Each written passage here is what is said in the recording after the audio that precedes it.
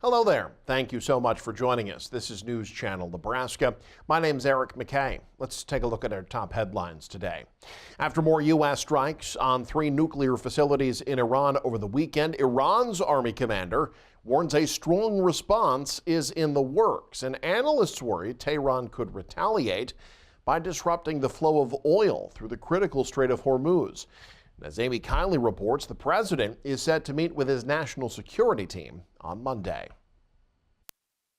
This could turn into a protracted, prolonged engagement. It's unclear if the U.S. will face an escalating military conflict with Iran after bombing its nuclear facilities over the weekend. Some demonstrators in Tehran are demanding their country respond. If someone strikes the United States, would they not answer? Of course they would. We're not doing anything but defending ourselves. Iranian leaders say they're skeptical about diplomacy now. President Donald Trump says he wants them to agree to stand down and make peace with Israel. Otherwise, he's floating a regime change. Some analysts say that could be the result if Iran's 86-year-old supreme leader were to die. This is a very unstable, unpopular regime. The War Powers Act allows Trump to use military force for 60 days, but only Congress can declare war. Lawmaker support for the strikes is falling along party lines, with a few exceptions. Meanwhile, damage assessments are still underway for the 3 bombed nuclear facilities. Anybody who says that they have any idea whatsoever about whether these raids did anything other than create a big boom and a lot of dust has no idea what they're talking about. Analysts say Iran might have moved some enriched uranium before the attacks. This material could be a basis for a new and rehabilitated nuclear program. Amy Kiley reporting, News Channel Nebraska. The extreme heat of the weekend subsided thanks to a cold front that brought severe weather all over Nebraska. Reports came in from the Panhandle Sunday evening of widespread storms, bringing hailstones as large as baseballs south of Baird. The storms also brought multiple reports of winds gusting well over 60 miles per hour. Those winds were felt all over Nebraska Sunday. Storms did some damage in Grand Island, where News Channel Nebraska received video of large tree limbs blown over. Emergency managers in north central Nebraska, meanwhile, said winds toppled trees and power lines in rural Holt County. And this could be just the beginning. National Weather Service forecasters say more severe storms are possible Monday and Tuesday. The biggest hazard this week, though, could be flash flooding. Forecasters say well over 2 inches of rain is expected across the state over the next 3 days. Authorities say a pregnant Good Samaritan is recovering after stopping to help at the scene of a fire. It happened Sunday along Highway 275, about 5 miles west of Pilger. The Stanton County Sheriff's Office says a pickup had caught fire while on the road. The driver was able to pull off the highway and get out safely, but authorities say a 37-year-old woman who's 6 months pregnant stopped at the scene to help, but she was overcome by the intense heat and smoke. She was hospitalized in Norfolk. There's been no update to her condition. The fire itself reduced visibility in the area because of the blowing smoke. Winds were gusting over 40 miles per hour at the time. A Norfolk man is in jail on warrants from multiple states after a weekend traffic stop. The Stanton County Sheriff's Office said 35-year-old Gustavo Rivero Morales was arrested on Saturday. Authorities say Rivero Morales was pulled over after being clocked traveling at 95 miles per hour. A sheriff's official said a check of his record showed he was wanted for warrants in both Missouri and Iowa.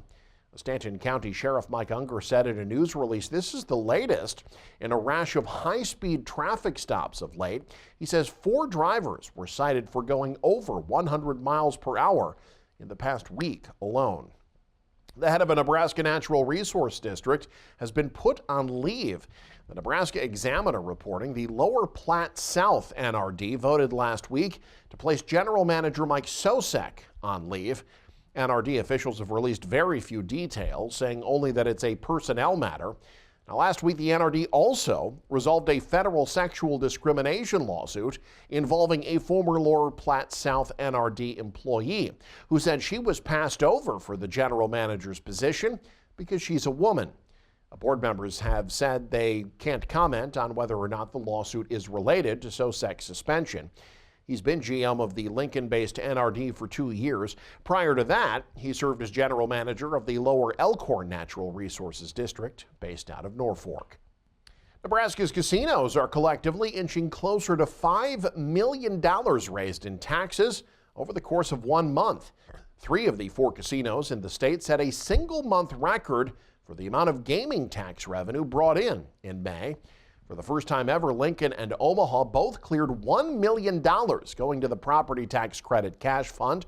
Omaha blew out its previous high by nearly $300,000, exceeding $1.27 million in property tax credit funds and more than $1.8 million in taxes total. Lincoln's hauled $17,000 more than $1 million to the property tax credit fund, $36,000 shy of reaching $1.5 million total.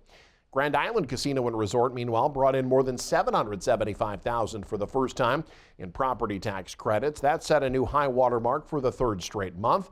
And Columbus added nearly $460,000 to the gaming tax pool total.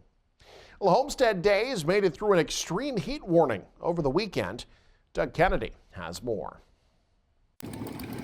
Despite the heat and high winds, events drew thousands to activities in the Beatrice area and at the Homestead National Historical Park.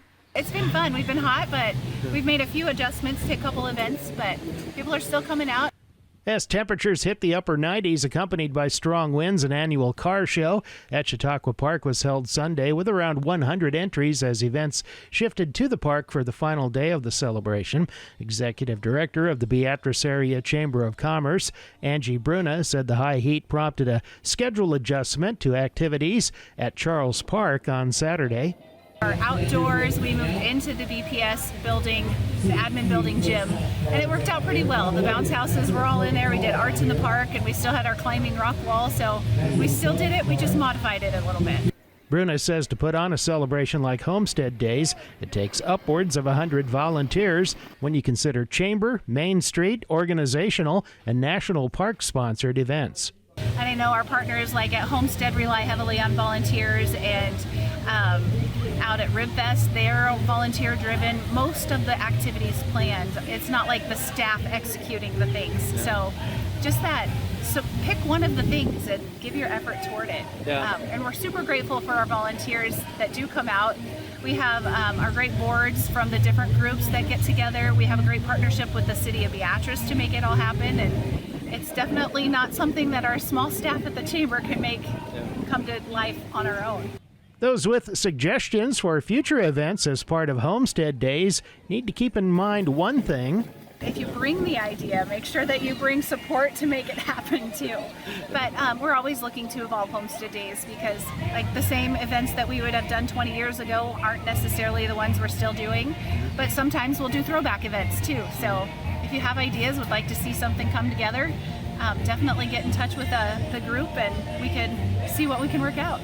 One of the final events of the celebration was the duck race outside the Big Blue Water Park, a fundraiser that helps keep the celebration going. From Beatrice, Doug Kennedy, News Channel, Nebraska. Scorching temperatures didn't keep pop culture fans from celebrating in Northeast Nebraska on Saturday. The first annual Norfolk Comic-Con wrapped up at Johnson Park. The event celebrated attendees' creativity, giving them a chance to write their own comics and show off their costume creations in a cosplay parade. It was the culmination of a week-long event organized by the Norfolk Public Library. Library officials said the idea was to promote reading comic books and provide an all-ages way to celebrate the medium. Organizers said they estimated around 300 people participated Saturday, adding plans are already in place for the second event next year. And finally in sports, LSU is added to their legacy as one of the blue bloods of college baseball. They completed a sweep of Coastal Carolina and reached the mountaintop of college baseball once again. Jake Bartecki recaps Championship Saturday and Championship Sunday in Omaha.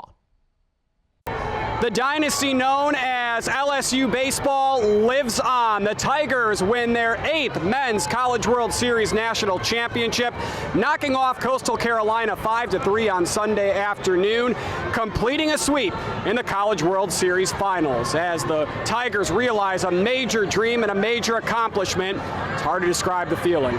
I mean, it feels amazing. We dream about this. Me coming out of Puerto Rico is a dream come true. Man, this is a dream come true, you know.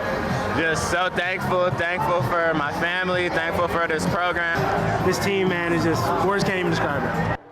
The title is the 8th in program history for LSU and the 2nd in the last 3 seasons.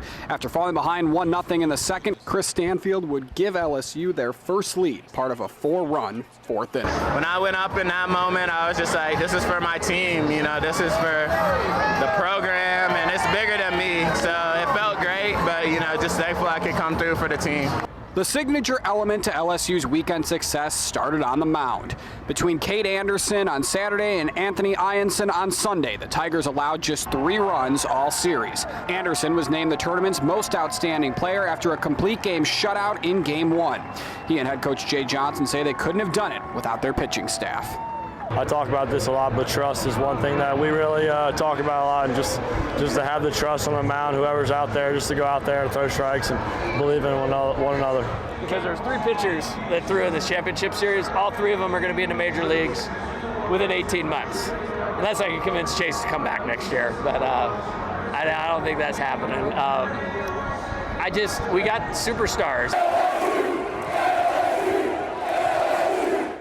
In Omaha, Jake Bartecki, News Channel Nebraska.